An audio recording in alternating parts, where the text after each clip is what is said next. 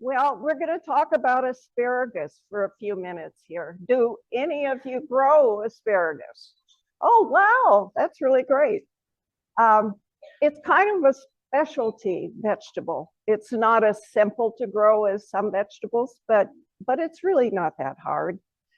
And once you have asparagus, you will probably have it for 15 to 20 years in your garden. So you can't say that about everything that grows in your garden. So it's a long-lived perennial, and what's important is that you know that before you plant it, so that you find a good spot that you're going to be comfortable leaving your asparagus in for years and years. Okay, asparagus plants come as either male or female. This sounds sexist, but you're going to want the males, because the females at one point will go to seed rather than making asparagus spears. They're going to go to seed. So you get a longer asparagus production with the male plants. And when you buy, I think the next slide is the crown. Okay, so the upper picture there shows the asparagus crown and roots. And this is one way to buy asparagus. The other way would be with seeds. If you buy with the roots, you can choose male plants. If you buy with seeds, that may be a little more iffy that you're getting male plants. So if you don't care whether you have male or female plants, and go ahead and get the seeds, but the crowns should be sold as male or female, and you want male.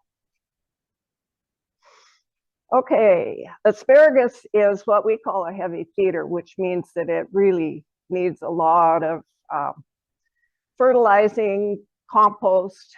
You know, it wants the soil to be enriched. So when you are going to plant it, you're going to want to really enrich with compost and whatever fertilizer you like to use. The way you go about planting it is to dig a trench. Now, let me back up a second here.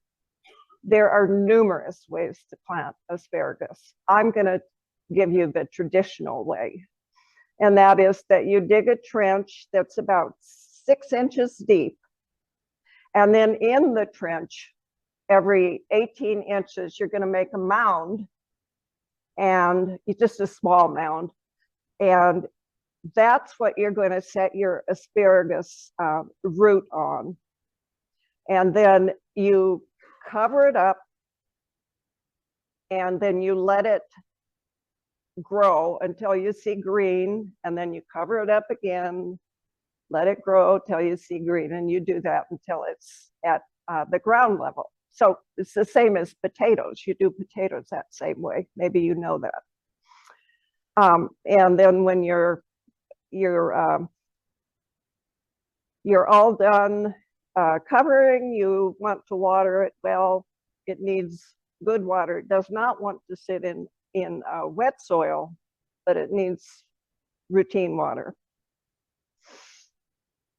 Asparagus have very few pests in our area. It might get aphids, it might get slug damage. Those would be the two. There are a whole host of things that can happen, but most of them don't happen here in Northwest. So I put a thing here about how you control slugs. Maybe we don't really need to go into that, but I suggest using either Sluggo or you can use a beer trap. So you dig a small container into the ground so that the top of the container is at ground level, and then you pour beer into that, and then the slugs are attracted to the yeasty smell of the beer, and they fall in and they drown happily. Okay, harvesting. It's going to take probably 3 years for you to actually be able to harvest your asparagus. So it's a commitment. It's different than other vegetables. But once it's going, of course, you're going to have it for 20 years. So when the spears come up and they're 6 to 8 inches long and about the size of a pencil, you can start harvesting. And the way to harvest is to cut it off at ground level or even below ground level. When the asparagus is done producing, it sends up ferns, and you want to leave those ferns alone until the end of the gardening season, and then you can cut them off when you are cleaning everything else up in the garden. So just to go over it quickly again, you know, fertilize generously and do that every year. Don't harvest until your 3rd year.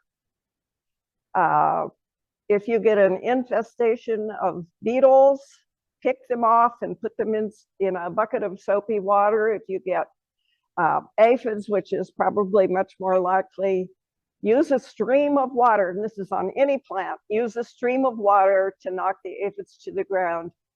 They will die there. They won't, you know, shake themselves off and crawl back up the stem. So if you have slugs, you could use safe slug bait, or you can use a beer trap. If you're growing from seed, you would use exactly the same method of planting that you would with a root. And be patient and you will be rewarded. And that's the end.